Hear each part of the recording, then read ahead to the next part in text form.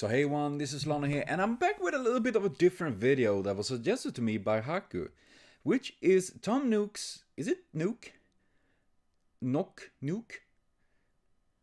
Like Tanuki? Is that it? Folklore Origins in Animal Crossing Yokai Watches, which is from Guy and Goomba. That is awesome, actually. I've been watching Guy and Goomba for a rather long time, especially after seeing him. God damn it! I'm sorry, my equipment sucks. But after seeing him in the Game Theories and all of that, and it's really interesting to watch his video because he has so many things about Japan, about their lore and mythos. It's super much things there. So if you're interested in those things, and of course watching the original video, links to that and his channel below. Check him out, give him support because he does such an amazing work. And yeah, now the thing is, I don't know much about Animal Crossing. I know what it is. I have been playing it a little bit a couple of years ago, and yeah, the new game looks really fun. I wish I could play it, but that will be in the future definitely. And Tanuki's, I have a little bit of just a little few ideas I know. Like Tanukis are a little bit of tricksters, if I don't remember wrong. They can use a leaf. They can transform to look like others. And they have huge balls. Those are the things that I remember. I don't remember why I specifically remember the big balls, but yeah. Yokai Watchers. Let us dive into this and get our mind filled with information about, well, the spooky things. And it reminds me, I actually read a manga. Oh, I always forget its name because it has such a long name. Norhaigo Nomago, something like that. It is literally about yokais and stuff like that, which is, I love the manga, even if it had a bit of an rushed end to it. Still very awesome and full of cool yokais in it and all that. But yes, we're gonna dive in. I'm sorry I'm blabbing so much, but I don't want to be a Susalu copy.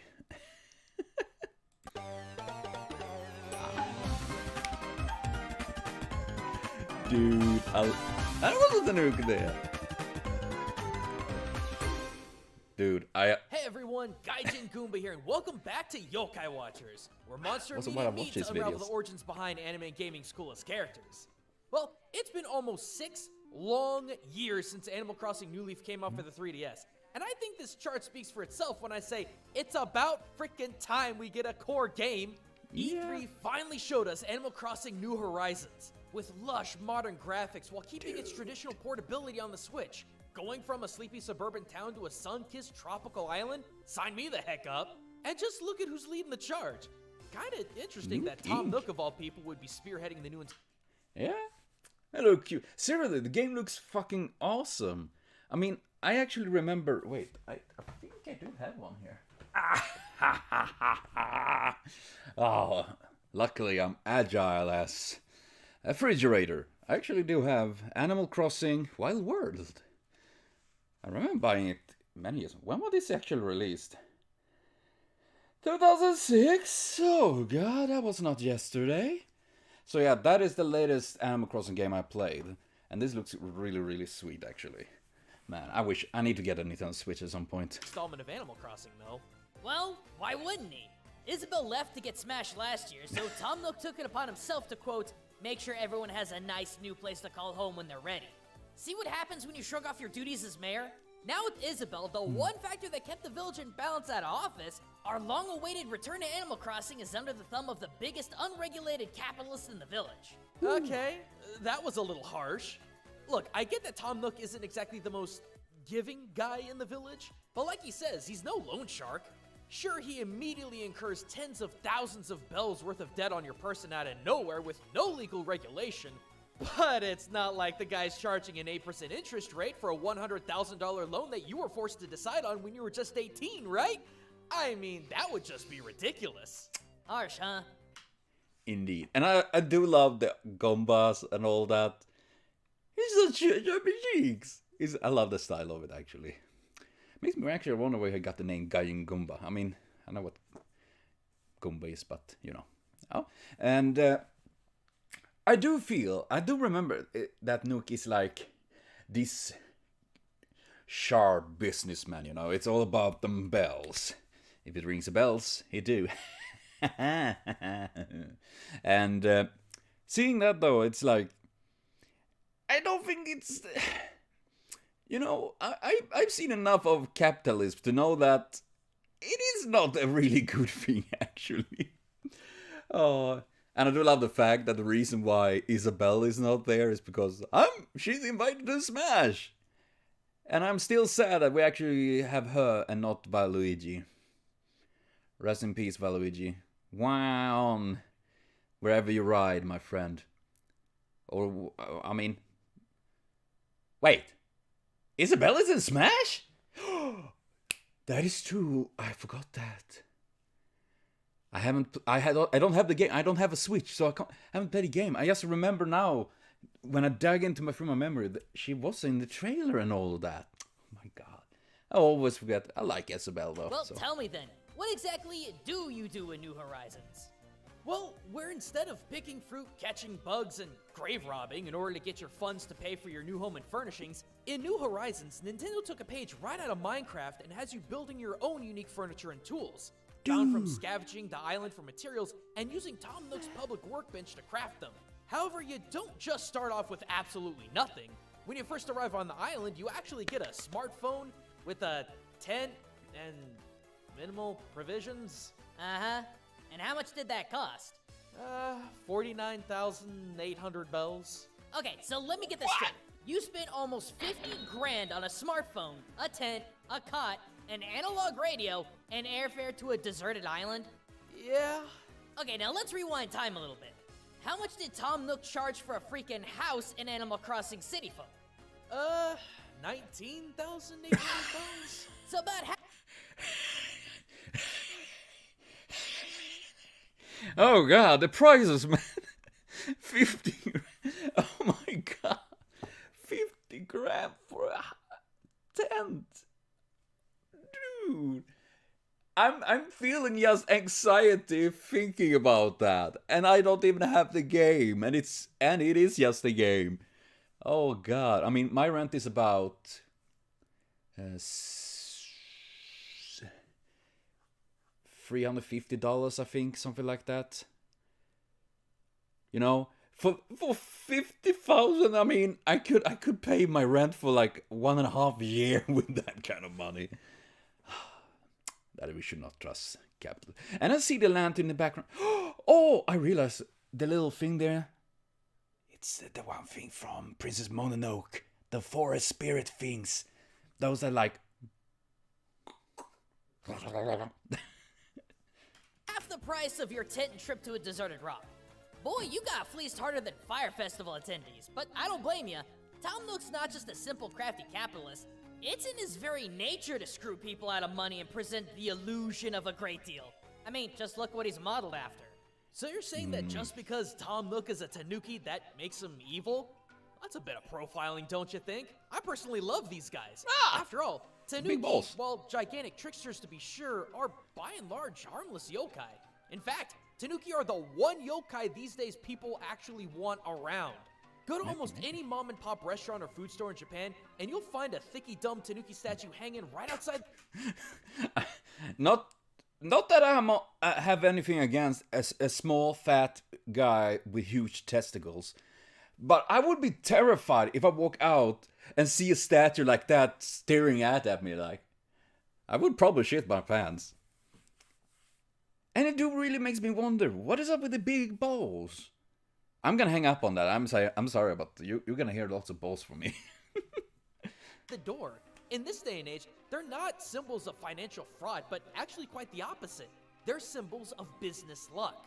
That really? one have his ball How with so? stuff. Well, specifically, Tanuki are financial lucky charms due to their 8 virtues, or the Hasso Ingi, each of which represented in a physical feature of the Tanuki. Let's see. Smile, gracious each other, shade. It's prepared to avoid unexpected trouble, big eyes, to look around and make a right decision, sake, get the virtue. Isn't it more like getting drunk? Big tail, anything finish steady. Blob, lucky with money. Wait, so you mean the testicles is lucky with money? My testicles haven't done a very good job on that. Damn you balls. Big stomach have calmness and daring. I have a big stomach. Maybe I'm actually a Tanuki with small testicles. I'm sorry. But this is actually really interesting. This is definitely things I haven't known about this. I mean, I do know that in Japan they have this like lucky cats and stuff like that, you know. I love those. And yeah, I mean, in Japan I do know there's lots of like they have these as lots of symbolism and you know. It's really interesting. A smile representing warm reception, a shady hat to hide from unexpected financial problems symbolic of harsh rains and burning sun, big eyes representing the foresight to make good business decisions, a puffy tail to represent steady life balance, a jug of sake representing the moderation of indulgences, a big round belly representing boldness and confidence in the face of adversity, a tsu promissory notepad of IOUs symbolizing one's faithfulness to repay debt, and finally, the Tanuki's... God, how can I even put this without being demonetized? A bowling ball polisher, which represents...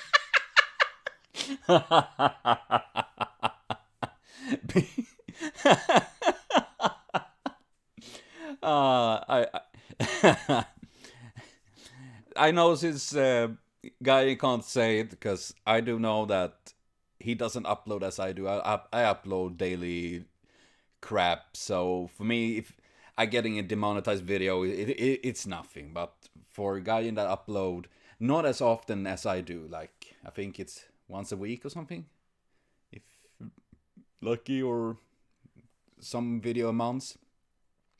So obviously they need to play around that because it do suck when the YouTube is like, you said ball sack once in a video that is like 50 minutes. Stop right there, criminal. Something like that. But still. So don't worry, guys. I will say it for you instead. Big ass balls. Since both the spreading out and expanding of one's personal income, not prowess in bed. In fact, can I go off on a tangent here? Because this is something that really irritates me to this day.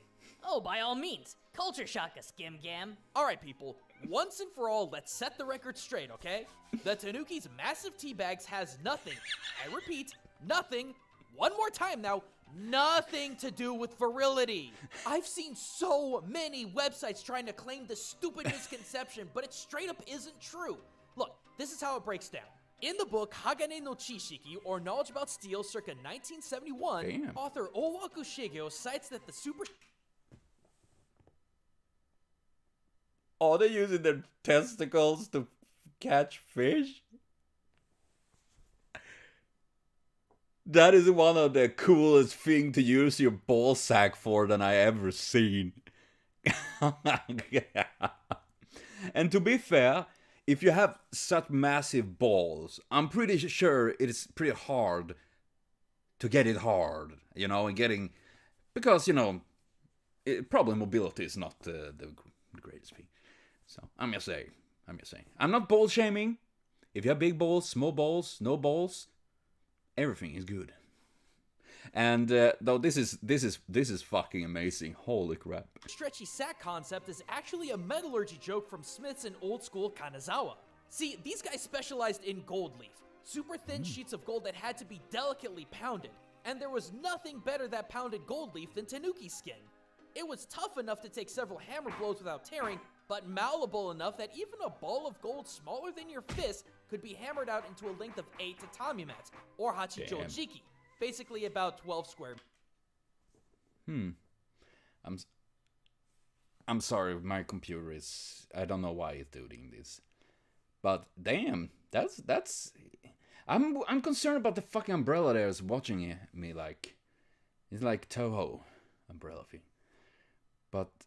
yeah, that is meters. Lots of... Now, if you have even an elementary understanding of Japanese, you'd know that the slang term for a dude's chestnuts is kintama, or literally ball of gold, and the skin tight surrounding it is called kinbukuro, or golden bags. And when it comes to how Tanuki are portrayed, it's not their golden balls, but their golden sacks that are massive. So, yeah, I think you guys can piece this one together. The reason why so many old school pictures and paintings of Tanuki had super massive and malleable sacks came from this Kanazawa metallurgy joke that Tanuki skin could stretch 8 tatami mats long. That's why Tanuki got big sacks. That's why Tanuki and ukiyo-e are doing insane things with them. They're strong and flexible. And that's why they're symbols of financial luck, allowing a small amount of gold, aka money, to be spread out over a huge area. So, despite the fact that Tom Nook is a crooked capitalist, is it really fair to lump sum him and the rest of my favorite yokai's financial thieves instead of a symbol of financial luck that everyone this day and age agrees upon? Well, while your analysis of Tanuki money sacks is pretty on the ball, the same can't really be said for the other 7 virtues you mentioned earlier. In fact, with the exception of said money sack symbolism, they're just downright untrue. So let's shed some light on what Tanuki actually are.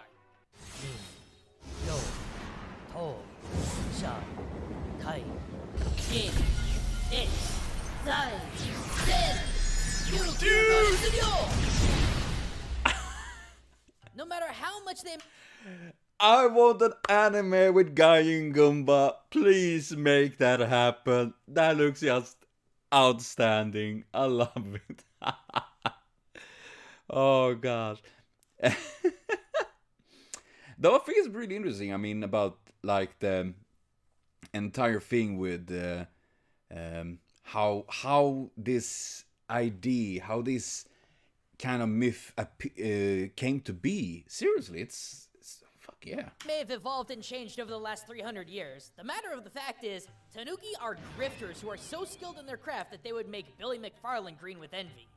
Just like Kitsune, Tanuki could do far, far more with illusionary magic than simply transforming themselves into different people, creatures, or things.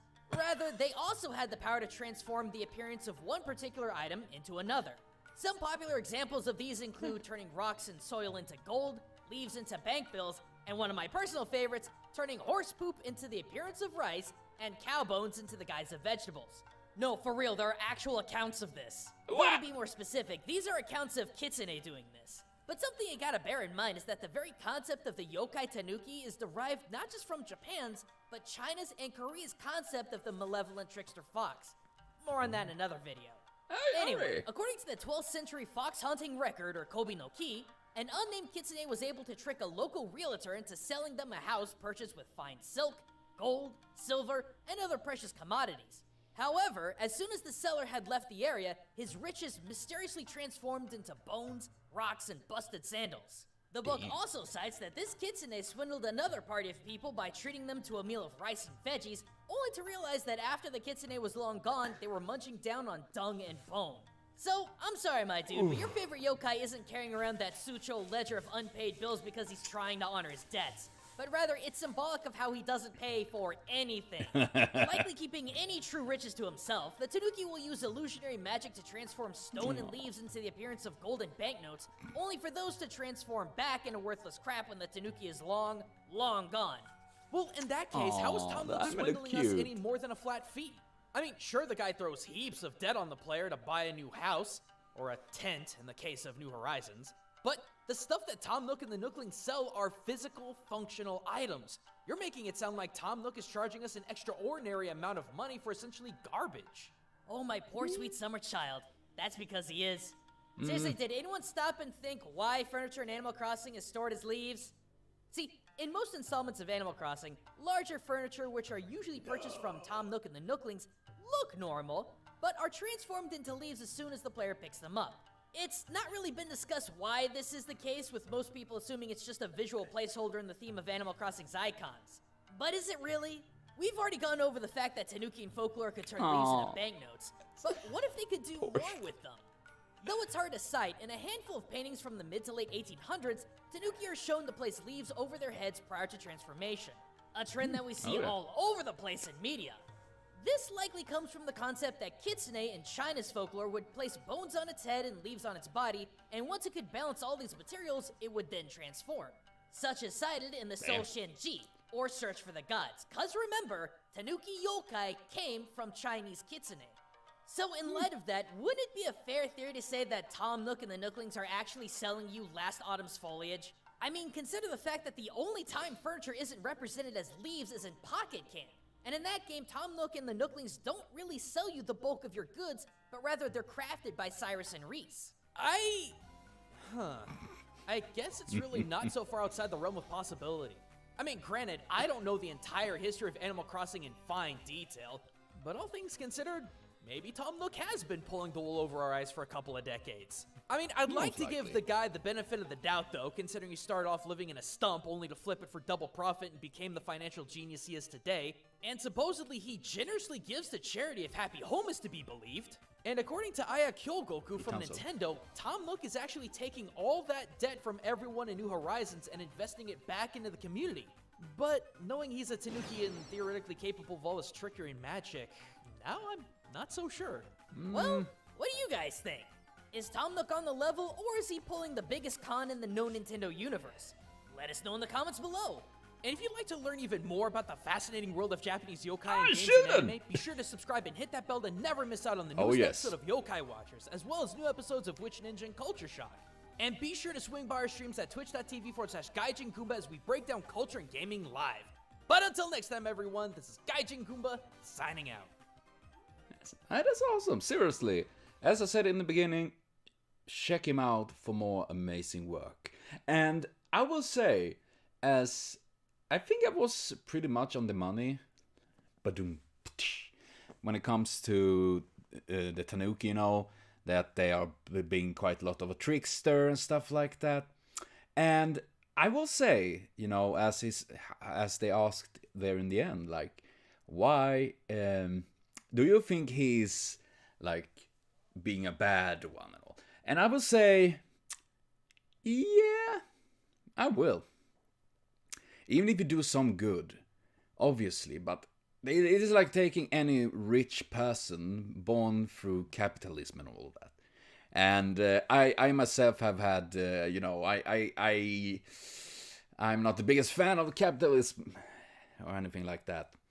So obviously, even if he do give away money, not to mention that he said he gave away, you know, like charity and stuff. There is an actual problem where many billionaires, millionaires and all of that, companies and shit, do circumstance, you know, taxes and stuff through charities. So in a way, I will say that he is evil. I mean, not like, oh, he would go there and murder people, but rather, you know, he have money and he just want more, and he screw over the people are kind of evil. And I think it's super interesting, though. I mean, obviously, I feel like he's the kind of character I would be like, no, Tom, don't get near to me, you beast. Something like that. And yeah, I think it's really interesting, though. And awesome to learn about all this stuff with the Tanukis. I had no idea, actually, that their ballsack word is massive. That's awesome. That's fucking epic stuff there. But seeing all of this just makes me more curious. I need to read up more about it. And as said, I do think that Tom Nook is definitely more of an, you know, opportunist when it comes to the bells, so to speak. The bell have tolled. And yeah, this is actually interesting as heck. But I will be back with more stuff here on the channel. So thank you for watching. And of course, once again, check out Gaijin Goomba for more amazing content. He does such awesome work. So thank you everyone. See you later on. And have a continued super great day.